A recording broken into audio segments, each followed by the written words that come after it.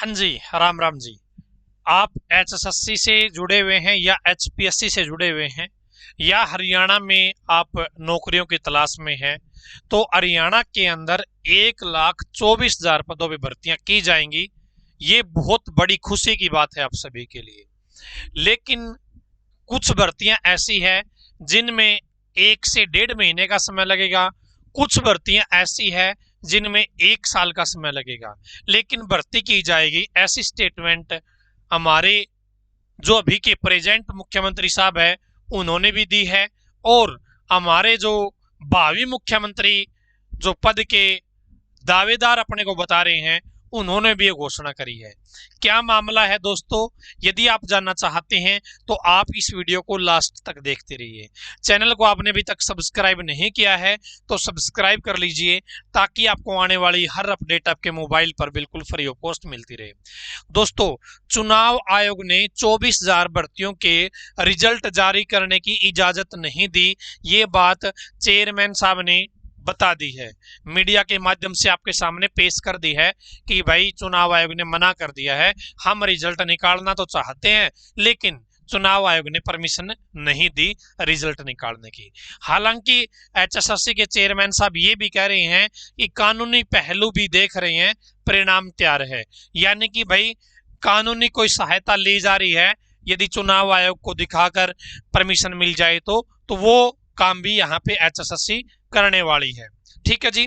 इसके बाद दोस्तों आपने देख लिया कि फिलहाल 24,000 भर्तियों पे रोक लगा दी गई है।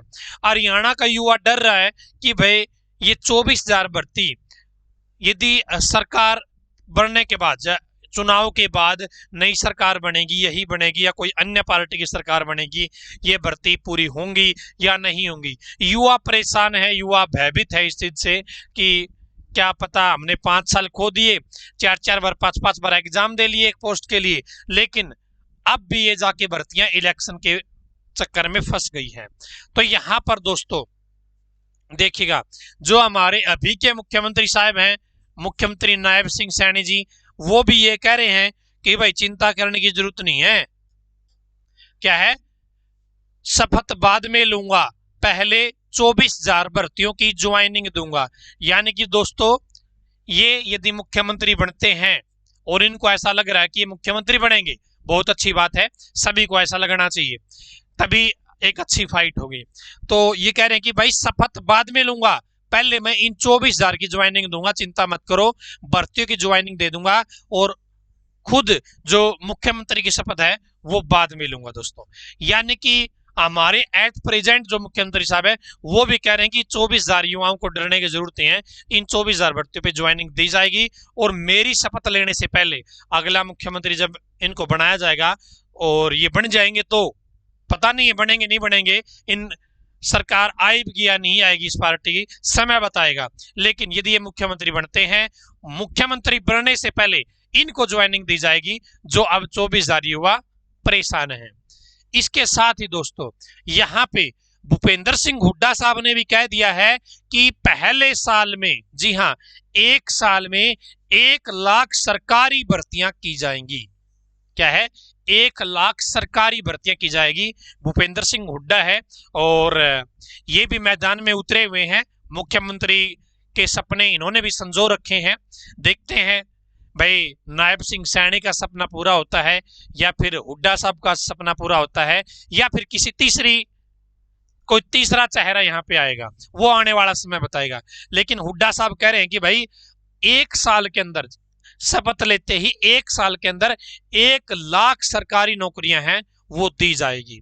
साथ ही 24,000 भर्तियों का रिजल्ट लटकाने के नायब सैनी के आरोप पर हुड्डा का जवाब क्या रहा, लटकी भर्तियों को पूरा कर चयनित युवाओं को आते ही ज्वाइनिंग देगी कांग्रेस सरकार। यानी कि दोस्तों ये 24,000 के विषय पे तो हुड्डा साहब भी कह रहे हैं भाई चिंता करने की जरूरत नहीं है, हमारी सरकार आती है, यदि मैं मुख्यमंत्री बनता हूं या हुड्डा परिवार से कोई मुख्यमंत्री बनता है तो इन 24,000 को तो 1 महीने के अंदर ज्वाइनिंग दे दी जाएगी, और जो नई भर्तियां निकाली जाएगी 1 साल के अंदर अंदर 1 लाख सरकारी नौकरियां हैं वो दी जाएगी। मुख्यमंत्री भूपेंद्र सिंह हुड्डा जो पूर्व मुख्यमंत्री है, कभी रहे थे और आगे रहने की आशंका में हमें बता रहे हैं कि भाई चिंता मत करो, ज्वाइनिंग दी जाएगी, नौकरियां भी दी जाएगी। साथ ही दोस्तों यहाँ पे ये भी कहा गया है कि जो हमारा घोषणा पत्र होता है उसके अंदर भी हम इन पॉइंटों को ऐड करेंगे। जी हाँ, कुछ युवा मेरे पास मैसेज भेज रहे थे ताऊ जी की यदि कांग्रेस सरकार अपने घोषणा पत्र में ये चीज शामिल कर दे तो बहुत अच्छी बात होगी। तो यहाँ पर हुड्डा साहब कह रहे हैं कि भाई हम अपने घोषणा पत्र में भी इनको शामिल करेंगे, इन पॉइंटों को ऐड करेंगे। तो मेरे कहने का मतलब इतना ही दोस्तों, सरकार पता नहीं किसकी बनेगी किसकी नहीं बनेगी, लेकिन हाल ही में दोनों सरकारें ये कह रही है, बाकी इलेक्शन से पहले भाई चाहे कोई भी हो सभी ऐसी ही बातें करते हैं।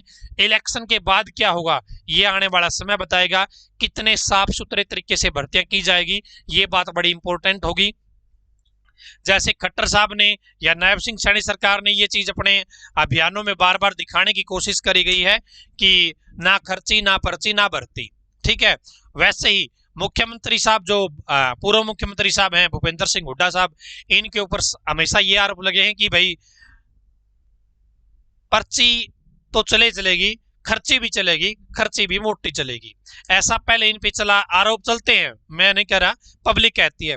लेकिन अब इलेक्शन के बाद देखते हैं दोस्तों किस पार्टी में कौन सी सरकार कितने अच्छे तरीके से कितने फेयर तरीके से काम करती है, ये आने वाला समय बताएगा। अभी पहले से ही हम नहीं कह सकते कि बीजेपी इस तरीके से काम करेगी या कांग्रेस इस तरीके से काम करेगी।